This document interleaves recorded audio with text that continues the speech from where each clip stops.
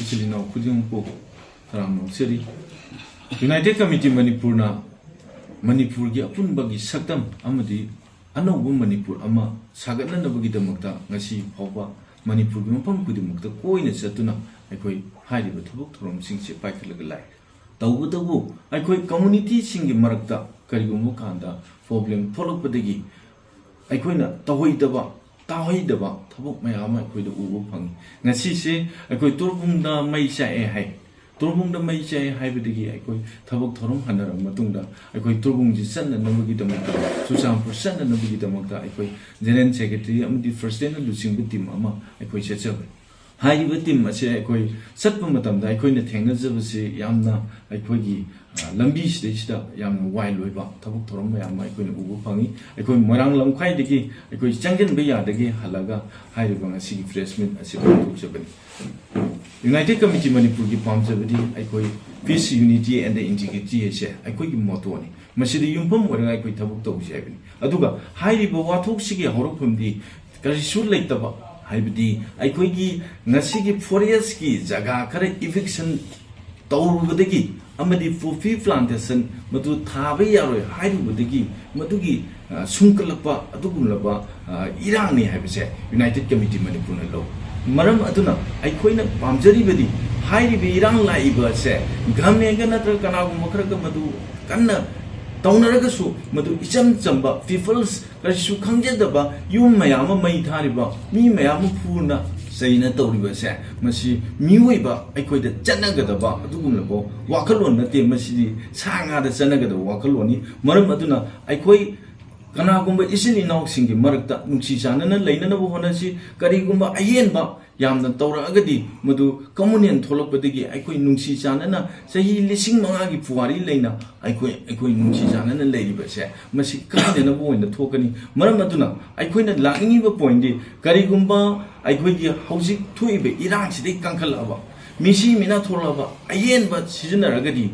अखोइ मसिदि इंचलिबा मियोइ खरा इंचलिबसिंग असिना मधुगी full authority मखोइद ओइगदमनी हाइबदी मिसी मिना अमदी मांगी तारिबा खुदिमकसे इंचलिबसिंग अदुगी मखोइगी ओइबम Thuy हाइबसे United Committee मणिपुरना थमजरी अदुगा हौजी United Committee मणिपुरना थमजरी बिसे अखोइ तसेंगना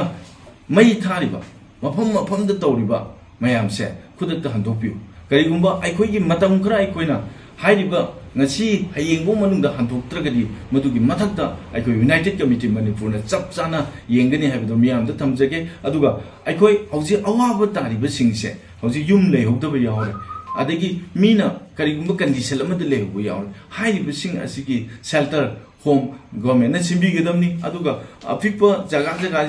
lekai singida aikoi chusampur da hauji security lekte hai more the security लेके सी security थंबा मथौजा करिगुम security लेत्रगदी मिसी मिना थोलगदी मसे अखोय कनाना मदुगी दायित्व पुगनी ngasi गवर्नमेंट ना दायित्व पुगदमनी हाइबदो ngasi gi फमज थमजगे अदुगा अखोयना यूनाइटेड कमिटी मणिपुरना अखोयना लाइबो पोजीशन जे अखोयना मुन्ने यंगजरुग मतमदा मसी इंडिया गवर्नमेंट की पॉलिसी ना थोनबनी इंडिया गवर्नमेंट की पॉलिसी ना थोनबा थबक थोरमसिंग असे अखोय इसिर इनाव ओइरिबा अखोय मसेना मसी इंडिया गवर्नमेंट की पॉलिसी जे खंग तंगाई फटी मसीना मरम ओरगा अखोई मसेन हाननबा फुनननबा सिनननबा तौरिबा सिदैसिदा अखोई मसेन की मरक्ता ज्ञान तानदबसे मसी तौगुम सिसि अखोई मसेन ज्ञान तारगदी इंडिया गवर्नमेंट ना मसी हाननबा फुननबा सिलिबासे मसी इंडिया गवर्नमेंट सिनबा ngमोय अखोई मुन्ना वाखन खलगा इसिलिनाव अखोई सही लिसिंग मंगा दगी अखोई लेमिनरगलिबा इसिलिनाव अखोइबो कैदोबगी फुनदो कैदोबगी हानदोइनो अखोई फुनबा हानबा हाइबसे अखोई टोकटोकसी अखोई पीस यूनिटी एंड इंटीग्रिटी द युमफम ओरगा अखोई पुन हिंगमिनसी हाइबदो यूनाइटेड कमिटी मणिपुरना ngasiगी लेबांग मियामदा अपील तौजरी अदुगा हाइरिबा ngasi मई चाइबा मांगिबा तारिबा मयाम असे मसी सरकारना अथु मतमदा मसी कमाई तोरगा मखोइबु हाइदि मागी युम मई थादो पिगरे लेबाम लेतरे साबम लेतरे सी अथु मतमदा सिनबि ओइसिन हाइरिबा शेल्टर होम सिंग सिनबि मखोइगी दमक्ता अखोई अथु मतमदा तौबियु अमदी यूनाइटेड कमिटी मणिपुरना अखोइना थमजनिंगबसी अखोई अथु मतमदा अखोई पीस पोरक्सी आइना तौरीब थबकसिंग असे हाइबदी ऑर्गनाइजेशन द लेरिबा सिंगसु ऑर्गनाइजेशन की ओइबा वाखुलोंदा अखोय अमतो ओइना पुंजलगा अदुगा सरकार द लेबे एमएलए सिंगसु अमतो ओइना पुंजलगा अखोय खनबा यादे अखोय अमतनी हाइबसे अमतो ओइना खोलाव लौमिनरगा अखोय पीस से पोरक्सी करिगुम्बा पीसना